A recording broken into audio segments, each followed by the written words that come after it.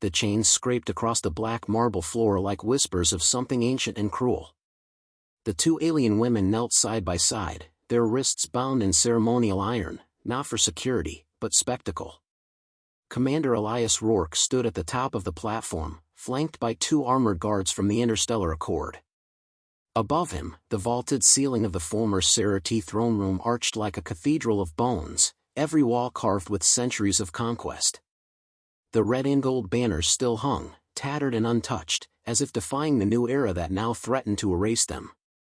The Archmagister's voice echoed through the chamber, slow and deliberate. As dictated by the right of dominion, the victors may claim tribute. 2 highborn women of the defeated are offered. Choose one, Commander Rourke. Rourke didn't move. The room was thick with eyes, alien dignitaries, human officers, and masked diplomats seated like vultures in judgment. They waited for him to play his part. They expected compliance wrapped in the excuse of tradition. He stepped forward slowly, boots ringing on polished stone. The first woman raised her chin. Solari, warrior caste. Tall, broad-shouldered, fire in her amber eyes. Her name was Tirsha, and even on her knees, her pride radiated like heat. The other, Lianu, knelt with grace that bordered on eerie. Slender, silver-skinned, with violet eyes that seemed to hold storms. She belonged to the Mindborn, a race long enslaved by Serati houses for their psychic abilities. Rourke didn't speak at once. He was studying them, not as objects, not as offerings, but as people. Defiant. Intelligent. Caught in a performance designed to break them. A war hero doesn't forget the weight of blood. Rourke had fought for Earth's freedom, but more importantly, for the freedom of those trampled under galactic empires. This was everything he'd sworn to dismantle. He looked up at the Archmagister. "You want me to choose?" he said evenly. "As a conqueror?" Vacor's expression didn't flinch. "It is your right. Refusal will be taken as insult to Serati honor." Rourke looked at Tirsha again. She didn't blink. He turned to Lianu, who met his gaze like someone seeing past skin and bone. "I'll take both," he said. The chamber gasped. Even the guards behind him shifted. The Archmagister's smile tightened. "That is irregular," Vacor said, voice clipped. "Then maybe your traditions are flawed," Rourke replied. "I'm not here to play ancient games with broken people. These women are no one's spoils." Silence settled like ash. He stepped down from the dais and moved toward them. Tirsha narrowed her eyes. Her lips parted, as if she expected mockery, or violence. But Rourke reached into his coat and pulled out a data sigil, a diplomatic override token issued by the Human Accord. He held it over the chains. The iron restraints unlocked with a soft hiss. The links fell to the ground. "You're free," he said simply. Tirsha rose first. She didn't thank him. Didn't smile. She merely stood at her full height and looked him dead in the eye. "If you think this buys loyalty, you don't know our kind," she said. "I'm not buying anything," Rourke replied. "But you don't deserve chains." Liana stood more slowly. She didn't speak. Her gaze lingered on the crowd, then flicked to Rourke. He turned to face the court. "These women are now under diplomatic protection. Anyone touches them, you answer to Earth." A murmur of outrage buzzed across the gallery. Vacor raised a hand to silence them. "You violate sacred tradition."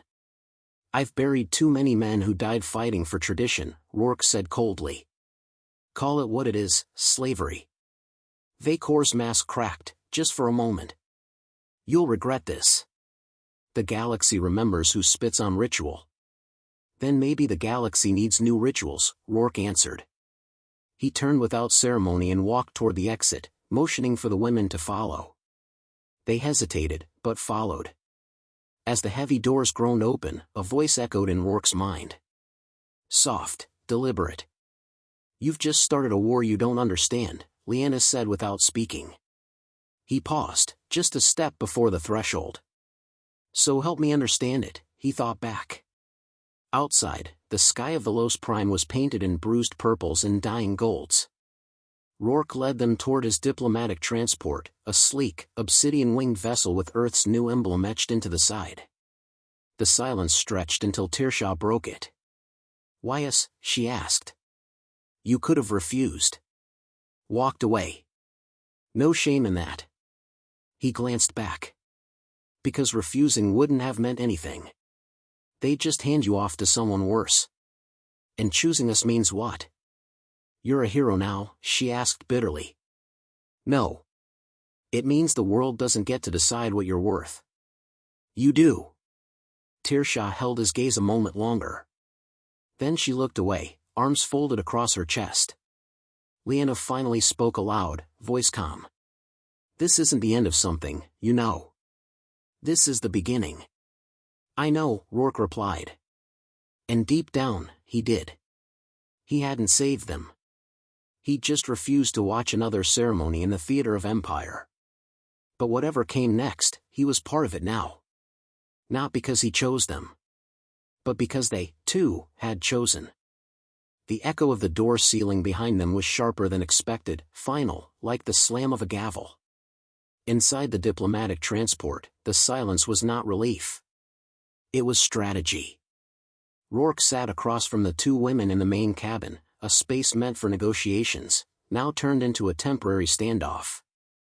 Tearshaw sat with her arms folded, legs planted wide. Lyanna remained motionless, fingers laced in her lap, her posture deceptively calm. "You still don't get it," Tearshaw said, voice low. "You think breaking our chains was a gesture. That's not how the Serati operate. That was bait." Rourke leaned forward. "I wasn't playing a game." "You walked into one," she replied. Lyanna didn't speak at first. Her eyes flicked to the ceiling, then shut. Her voice came a beat later, quiet, like a sound waiting to be heard. "The Archmagister expected you to resist. He wanted it. The reward wasn't about tribute. It was about leverage." Rourke narrowed his eyes. "Explain." "You humiliated him," she continued. "On record. Before every neutral observer. Now he gets to escalate, under the banner of cultural violation.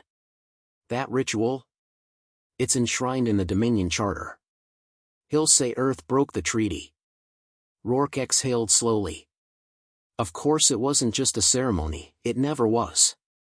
The Serati never did anything without an angle." "You're saying I gave him exactly what he wanted?" he asked. "No," Lyanna said, opening her eyes again. "You just didn't give him what he feared." Rourke stared. "You sided with dignity. That wasn't the plan." The hum of the ship's engine filled the pause. Rourke stood and walked to the command console. His fingers tapped quickly, pulling up secure transmissions. Multiple alerts blinked across the screen: diplomatic complaints, protest filings, a direct call from the Accord's central office flagged urgent. He shut the panel.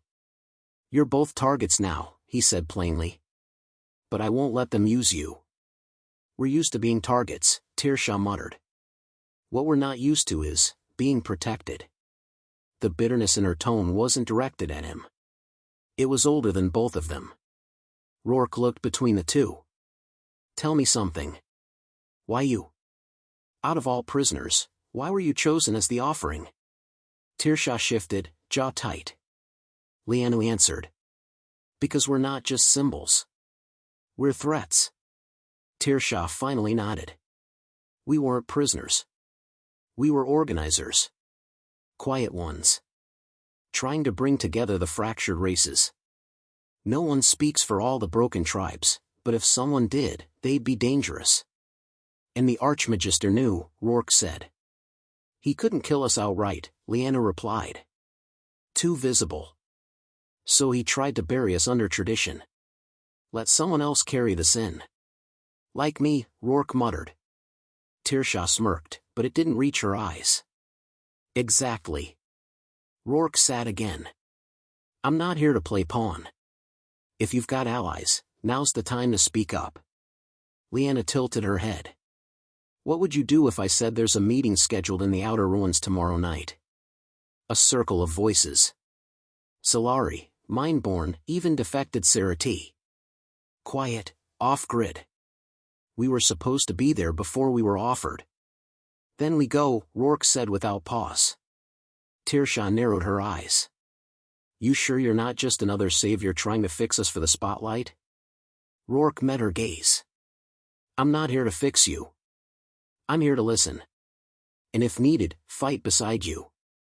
She studied him a second longer, then finally gave a sharp nod.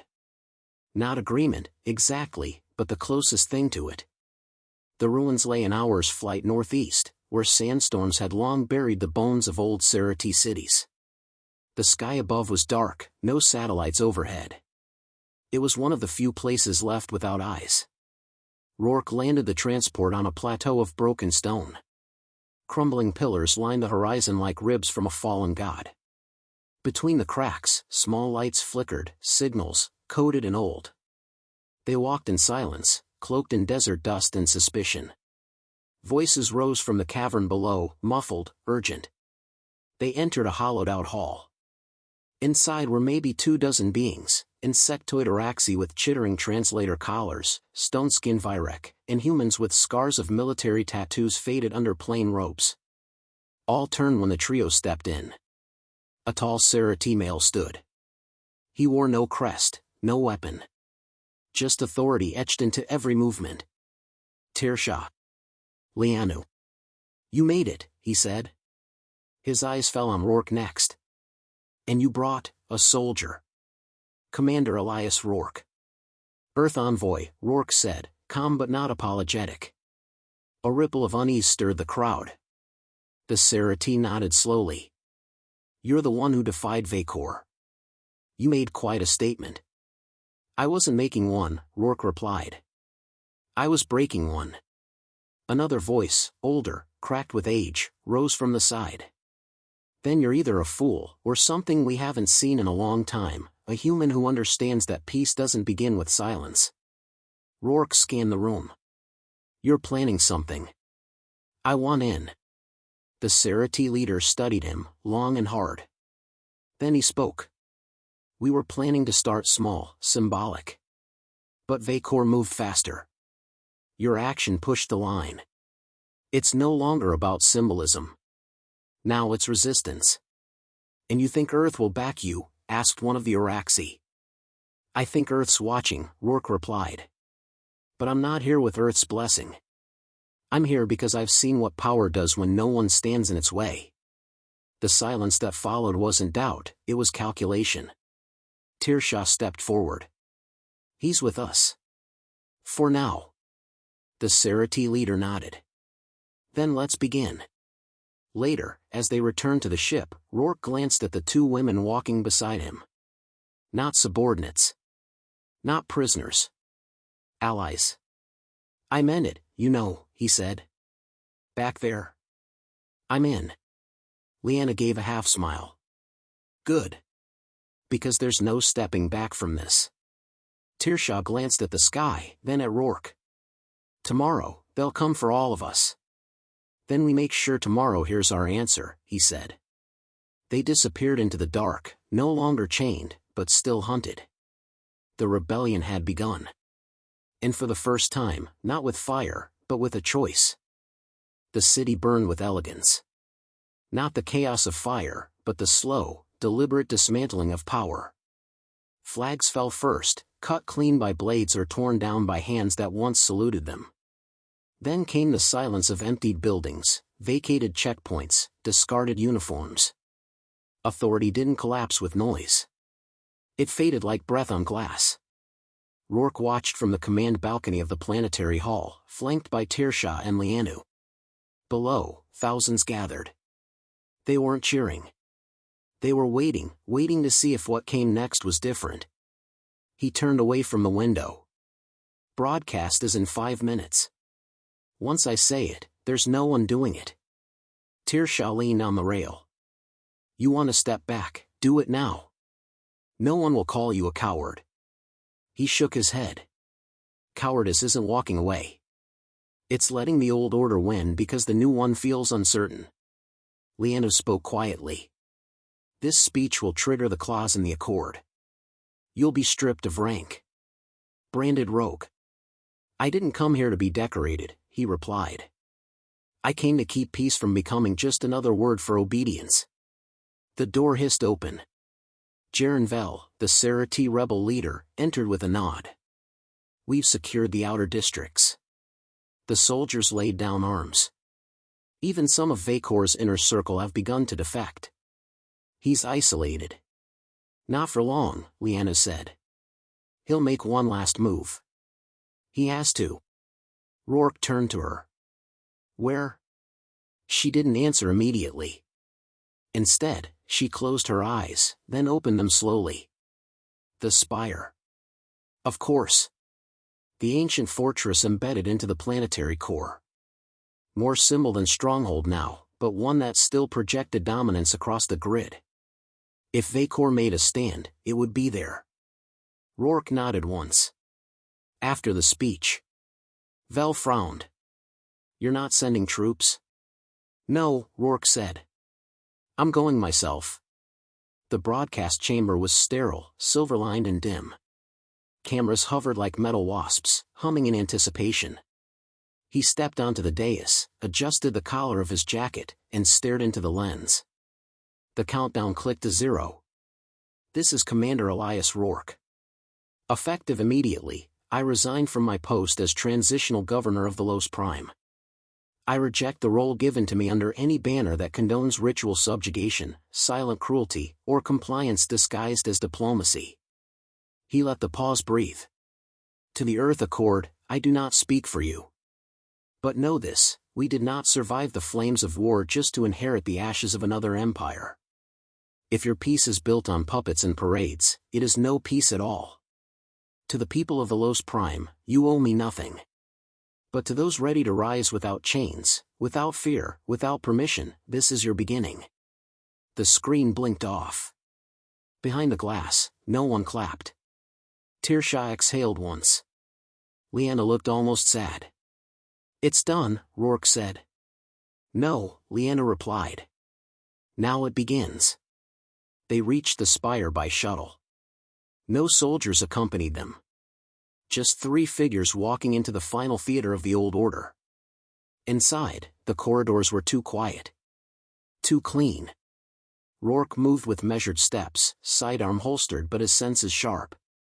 Tirsha walked ahead, blade drawn. Lyanna trailed slightly, eyes scanning, not just the walls, but beyond them. At the heart of the fortress, the doors parted. And there he stood, Archmagister Vacor, dressed not in regalia, but in old warrior robes. His expression was unreadable. You've built quite the stage, Commander, he said. But you forget, audiences are fickle. I didn't come to perform, Rourke said. Vacor laughed softly. You came to erase me. I came to give you a chance, Rourke said. Step down. Let the world decide its fate without you manipulating it from a throne of bones. You think you've sparked a revolution, Vacor hissed. All you've done is hand chaos a flag. You had order, Tirsha snapped. And it choked every voice that didn't kneel. Vacor's gaze shifted. You still cling to fantasy. You think humans care about your freedom? They'll colonize with smiles instead of chains. Rourke stepped forward. Then let them watch me burn the chains. Vacor drew his blade. The room tightened. Tirsha responded in kind, her blade arcing up, her stance precise. But Rourke raised a hand. No, he said. This ends with choice. Not blood. Vacor's grip wavered. You fear a world you can't control, Rourke continued. So you force it into rituals. Into roles. But the world changed. And you didn't. The Archmagister's shoulders sagged, just slightly. The weight of years and defeat finally catching up. Then he dropped the blade. It clattered across the floor, harmless. He stepped back into the shadows, his voice hollow. Then take your future. Outside, the crowd had grown. Word had spread, of the speech, the confrontation, the surrender. Rourke, Tirsha, and Lyanna stood before the people, side by side. No podium. No fanfare. A mind-born child approached Lyanna, held her hand. An old Zalari warrior saluted Tirsha with respect, not submission. A human diplomat stepped toward Rourke, but paused, unsure whether to shake hands or kneel. Rourke simply nodded. Enough. The people didn't cheer. They stood. And that silence was louder than any anthem. Later, on a hill outside the capital, Rourke sat beneath a broken statue, once an idol of conquest, now crumbled. Lyanna approached. You gave them something rare, she said. A moment that didn't ask them to be less than what they are. I didn't give anything, Rourke said.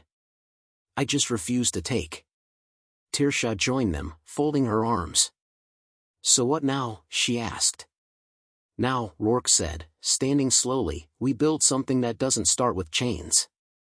The new council chambers were carved out of old stone, walls that once held Sarati war councils now echoed with the quiet voices of cooperation. There were no flags, no statues, no towering chairs of power. Just a wide table, unadorned and round. Rourke entered the room just before dawn. The light filtered through the high slats like threads of gold pulling the night apart. He wore no uniform. Just a simple dark tunic and a half-tired expression that never quite faded since the spire. Tirsha was already there.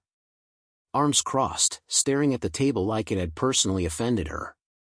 Lyanna stood beside her, eyes closed, focused inward. Neither spoke at first. They want structure, Rourke said, not as a suggestion, but as a statement. Tirsha didn't look at him. Structure becomes tradition. Tradition becomes control. That's how it always starts. Lyanna opened her eyes. And chaos becomes opportunity for those who wait in the dark. So where does that leave us? Rourke asked. If order breeds tyranny and disorder invites it? No one answered right away. Jarenvel entered next, nodding to each of them, followed by Kiryat from the Oraxi, and the silent Virek elder, her heavy footsteps echoing like distant drums. They all took their seats. For the first time, enemies now shared breath without armor. This meeting, Vel began, isn't about laws. It's about direction. The people don't need perfection. They need proof that something different is possible. Rourke leaned forward. Then we begin by acknowledging no single species, no single person, leads this. Kiryat clicked her mandibles. Consensus is slow. Then let it be slow, Lyanna said. Slowness means thinking. And gods know we've rushed enough into ruin. They agreed on little that day. But that, oddly, was the point. Disagreement without punishment, discourse without power games, it was unfamiliar. But necessary. Outside, the capital pulsed with a different rhythm now. Markets reopened. Soldiers returned to families. Former enforcers were offered retraining instead of exile. Even the children moved differently, less cautious, more curious. Rourke walked through the lower districts alone. His presence drew glances, not fear. A small boy stopped him in the street. You're the man who freed the fighters, the boy said. My brother says you're dangerous. Rourke smiled faintly. He's not wrong. Are you a king now? The boy asked. No, Rourke replied. Kings don't walk on cracked stone. The boy frowned at that. Then what are you? Rourke crouched. Someone who said no. Loud enough that others remembered they could too. The boy ran off without responding, already distracted by the smell of spiced fruit down the alley. Later that night, in the quiet of his quarters, Rourke found sleep elusive. The walls were bare, the bed barely used. He poured a drink and stood at the window, watching the flicker of life in the city below. There was laughter. Small bonfires. Music drifting up through vents and gaps in stone. He didn't smile. But something in him eased. A knock broke the silence. He opened the door to find Lyanna and Tirsha standing together, both dressed plainly. No weapons. No armor. We're leaving tomorrow, Lyanna said. Rourke nodded. Where? Outer Rim, Tirsha answered. There are colonies still ruled by ghosts. People waiting for a signal. We'll be that signal. You'll need supplies, he said. We'll take only what's earned, Tirsha replied. Lyanna stepped closer. We came to ask something. Rourke waited. Not for help. Not for endorsement, she said. We want your silence. He blinked. Silence? No public farewells. No medals. No speeches, Tirsha said. We're not legends. We're just moving on. Rourke looked between them. You don't want to be remembered? Lyanna smiled, soft but sharp. We'd rather be followed. He stepped aside, letting them into the room. They didn't sit. There was nothing to linger over. No final moment to stretch. You gave us time when no one else would, Tirsha said, voice steady. You didn't lead us. You just didn't stand in our way. That was enough, Lyanna finished. They turned to leave. Just before the door closed, Rourke said, One day, if you come back, don't knock. Just walk in. Tirsha nodded once. Only if you're still not wearing a crown. They vanished before sunrise. No ceremony. No trail. Only a note left folded under a stone on his desk. The world is quieter now. That means it's listening. Don't stop speaking. T&L. Weeks passed. The council grew. Delegates arrived from systems once silent. Former enemies brought ideas instead of threats. Arguments turned into policies. Mistakes were made, admitted, corrected. One morning, Rourke stood on a scaffold helping build a school wall. A child offered him water. He accepted. Not because he was thirsty, but because she offered it like he was just another worker. No awe. No fear. And for once, he felt human. Not commander. Not symbol. Just a man laying bricks in a world he didn't ruin. That was enough.